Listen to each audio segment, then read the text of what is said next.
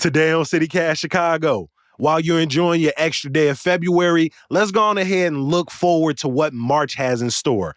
I'm here with executive producer Simone Alicea and producer Michelle Navarro with your monthly guide to Chicago. It's Thursday, February 29th. I'm Jacoby Cochran, and this is what Chicago is talking about.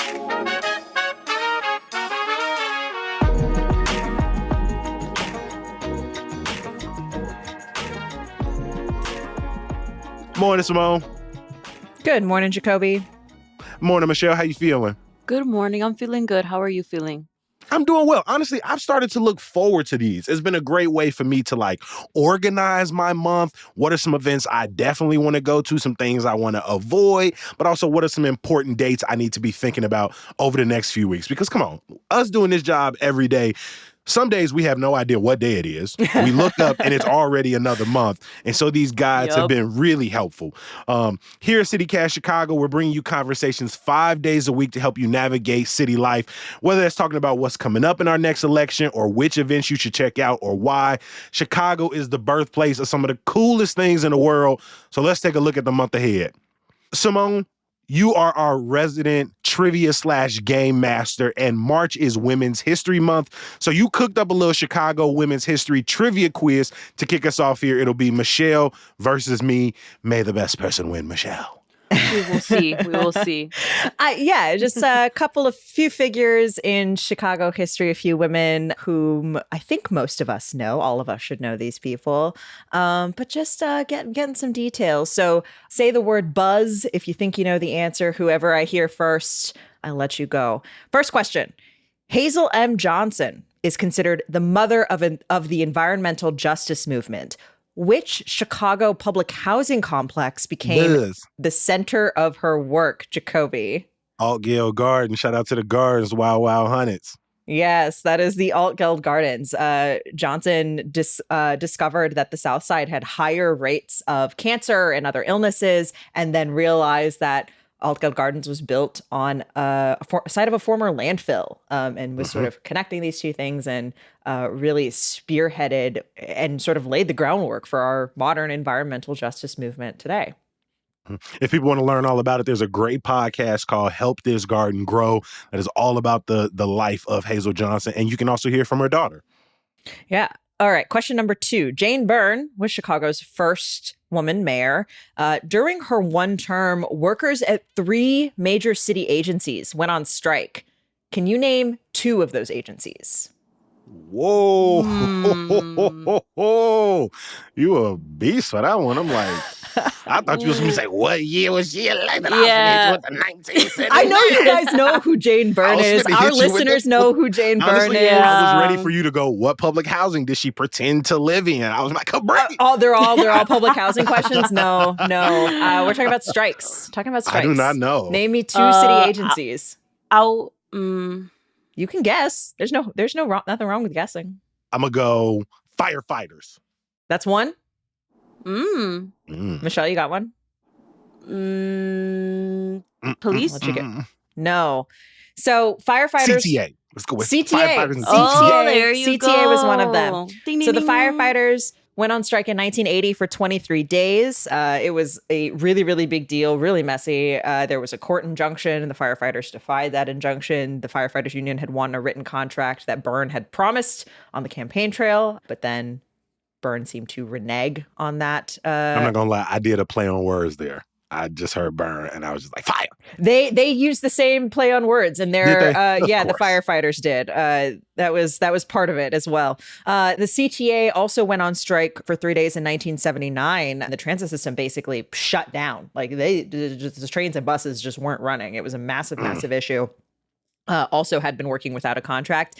And then the third one was the teachers went on strike in 1980. That should have been an easy guess, but for some 2 reason weeks. I was like, yeah, I thought you wasn't striking there.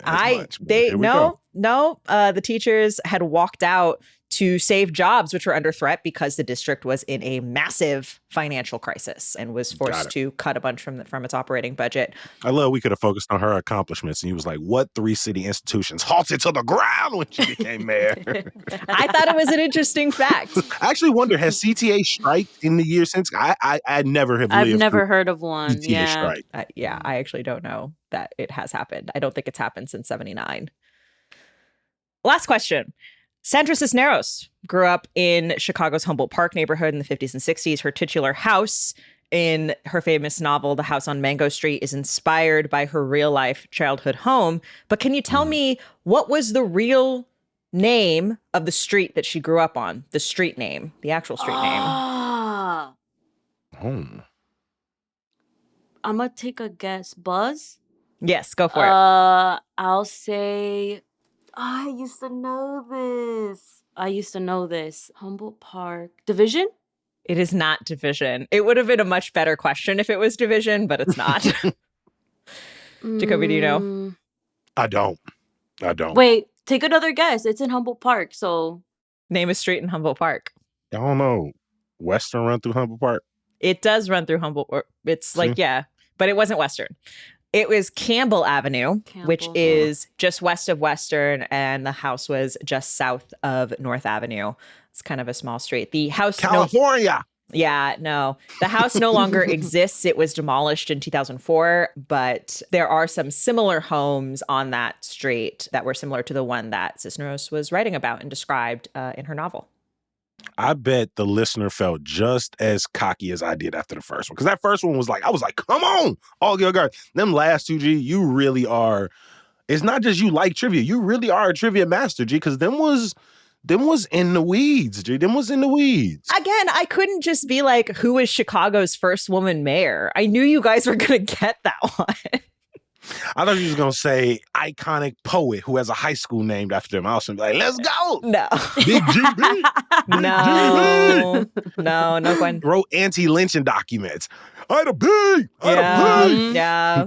Yeah, I thought you was finna. It's tough. Macy Jemison or something, like astronauts. I thought you was going to do something. Them was deep cuts. They were deep. I didn't do Mahalia Jackson either, right? There was like several. It's tough because I actually think a lot of our women's history we know quite well. And so, which is great. I love that. I love that for us. We've got no shortage of iconic women to talk about, and we are talking about their history all the time. So I think it's great.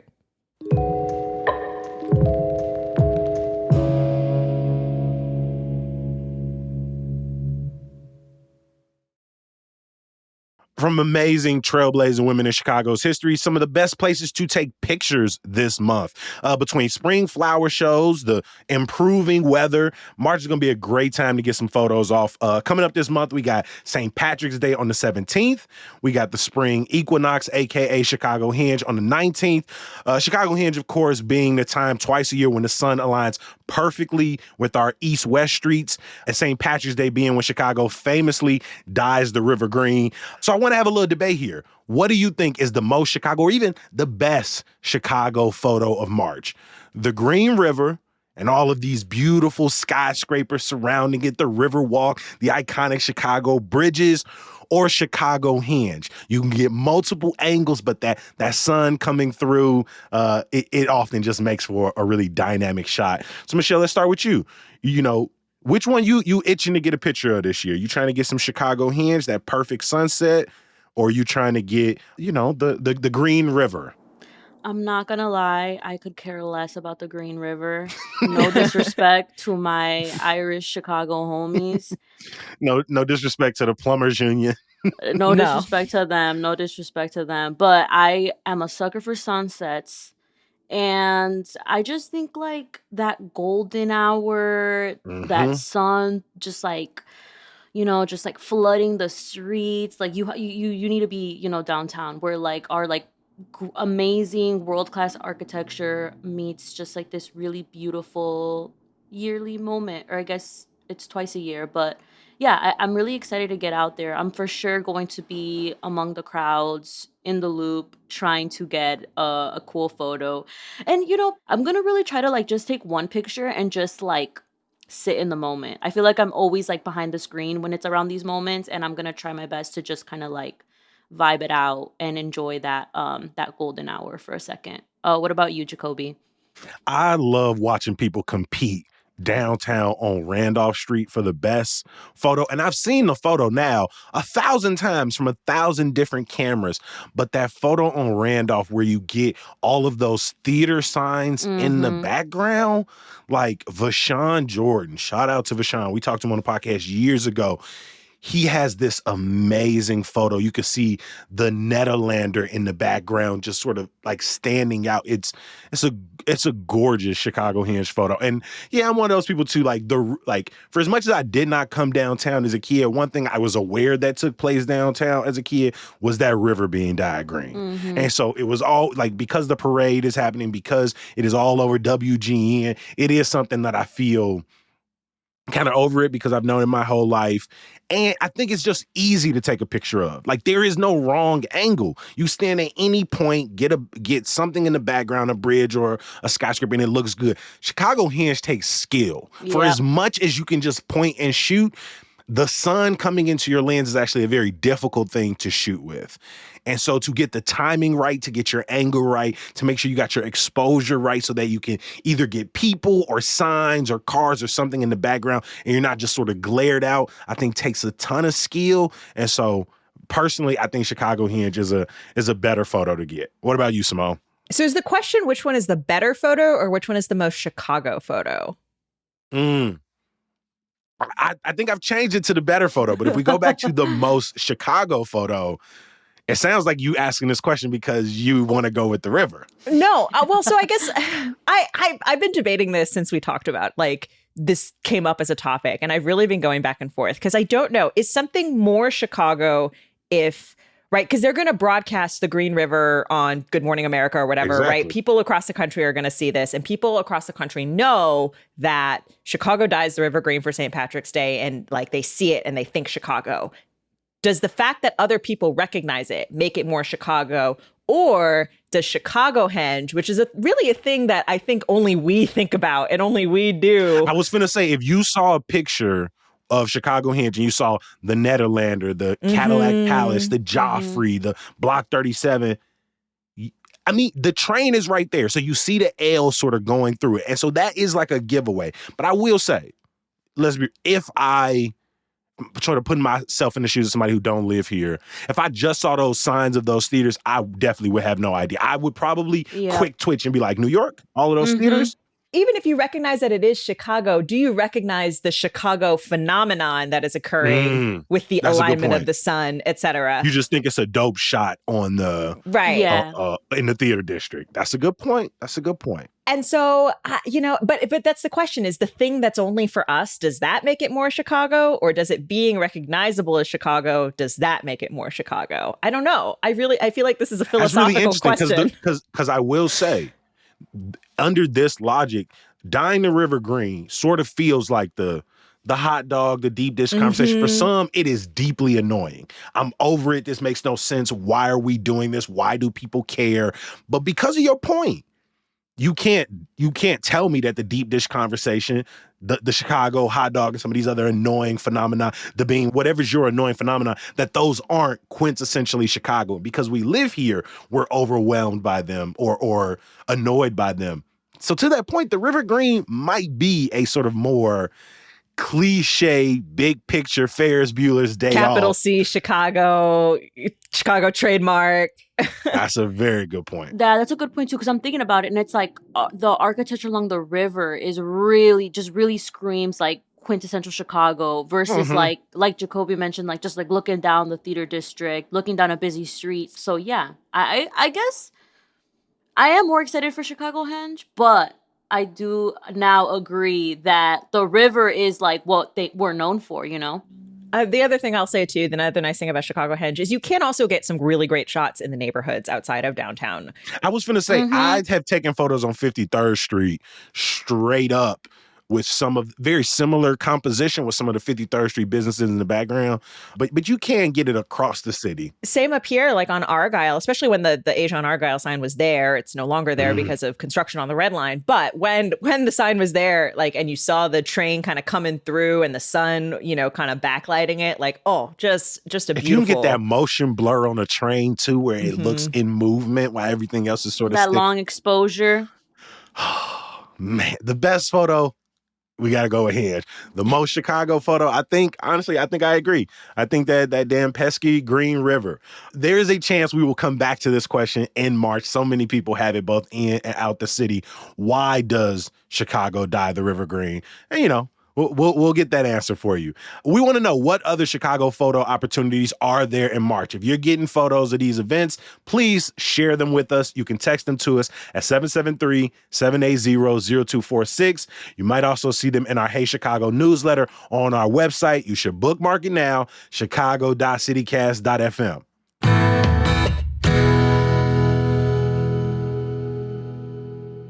Now, I'm speaking for myself with this next one because those first two things I found very exciting. Trivia with Simone and Michelle is always fun.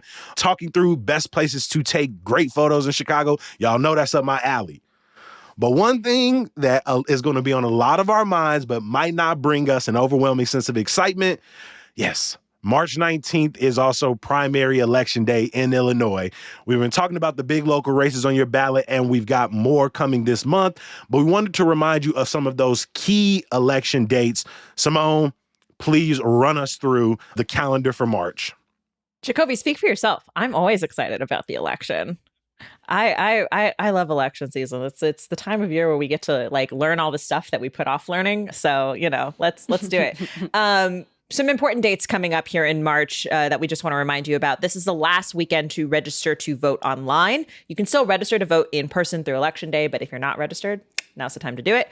Early voting, of course, has been ongoing at the downtown super sites, but early voting starts in all 50 wards this Monday. So if you want to, if you don't have time or you're not sure what your election day is looking like, see if your ward site is maybe going to be a better option. And if you're trying to vote by mail, March 14th is the last day to apply to do that. Mm-hmm. If you still got a bunch of questions, again, look forward to our episodes, but also look back. We've also talked about some low-key races that people might not be talking about, like County Board of Review. We talked about the future of some of the referendums on our ballot, particularly Bring Chicago Home, what will or won't happen with that vote. And so stay tapped into all of our election coverage throughout the month of March. And make sure you get ready for our election results episode. That's consistently some of our most listened to episodes every year. Y'all coming to us in the morning being like, all right, what happened last night? Because I went to sleep. Outside of those things, Michelle, anything else coming up in March you think people should keep in mind, put their radar on? Yeah, so a big thing is that CPS Spring Break starts March 25th. We have suggestions on our website for things to do with kids, whether they're yours or a close relative. And one thing that I love to do is check out, Chicago Public Library's website. They always have a ton of programming. We love covering that on the show because there's just so much to do. A couple of things to do with kids. There is an embroidery basics class for teens on March 25th at the Gage Park branch. There's Dungeons and Dragons. I put that in one there for you, Simone. I know you did that just for me. Yes, I did that for you. For teens, which I wish it wasn't just for teens because I would love to play with people who are learning because I've never played, but I want to. Should we do a how to play Dungeons and Dragons show? We could do it. I think we should. I would play. I'd play. I feel like it would be so fun. I actually think I would be really entertaining. I think you would be entertaining. You're usually entertaining. So yeah. Oh yeah. So Dungeons and Dragons for teens at the Woodson Regional Branch. But throughout the week, there's going to be tons of film screenings, book clubs, craft events, and learning new skills. Like I found a Learn American Sign Language class, which is available to all ages, including kids and teens. And it's an online event. So you don't have to worry about, going somewhere. There's a bunch of stuff that are available online. Check out the Chicago Public Library website or just head to your local branch and talk to your librarian, see what's up. I think there's a bunch of stuff, again, for kids. And if you don't have kids. I was going to say, and even if you ain't got no kids, the Chicago Public Library got ton of things. We got road trip ideas on our website. Mm-hmm. Also, it's good to know CPS spring break because, we ain't hating on the kids, but it's going to be more of them in the streets. So you should know that last week if you wondering, wow, these kids outside. School is out. So you need to put that on your calendar. Yeah, I don't like being in places when they're busy, so I try to get my stuff done throughout the week. And so, I mean, if you're trying to go on a Monday or Tuesday to check out a museum or something like that, and you see kids, that's gonna be why, because they're gonna be outside. Another big thing, right? Daylight savings time comes back March 10th. Clocks spring forward an hour. So we losing an hour, right? Yep, we losing an hour, so try to get some sleep. What happened to that legislation that was going to get rid of daylight savings? Like, we don't need it. We just all going to be on the same thing. On the same wavelength. It was actually, it was going to move to daylight time all year round. There have been, between like 2019 and 2023, there have been like 5 different bills proposed in the General Assembly to do this, to get rid of the clock changes. And they haven't gotten anywhere. This feels like something you really shouldn't be doing at like a state by state level. It feels like something that like we should all. So that's the thing is like so the states can like approve legislation, but Congress ultimately has to like allow the state to do that. But there are states that don't change their clocks there are states that do it. Like Arizona has some weird time stuff. I was going to say this ain't the only way you might be losing an hour in March. We also got construction on the Kennedy starting back up in mid-March. So you can expect a lot of road work to start up in the coming weeks. Logan Square is one example of that. Yeah. So as construction picks up for its next phase, just sort of factor that into your morning commutes, your weekend plans. Just know the season of construction is back among us and will last for the next 10, 15, 187 years. Who knows? Who knows? One thing I do know is I'm grateful for the time spent today with executive producer Simone Alicea. Thanks, Jacoby. And producer Michelle Navarro. Thanks, Jacoby. To keep up with all things March, the best thing for you to do, tap into our website and bookmark it now, chicago.citycast.fm. And for the latest news and events in your inbox every morning, Monday through Friday, subscribe to our daily newsletter, Hey Chicago.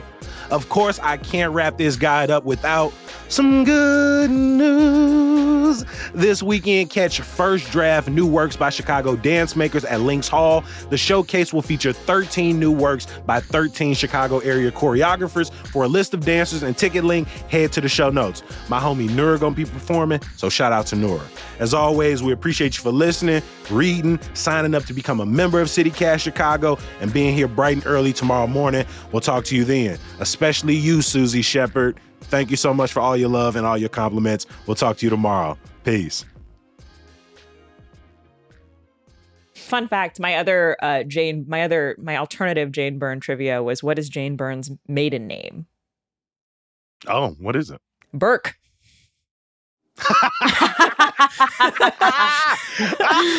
That would have been a great one. Too many Burks after the Kathleen Burke, the judge who ruled against Bring Chicago Home, came out. That was too many Burks. Boy, Burks and Chicago, they got an interesting history.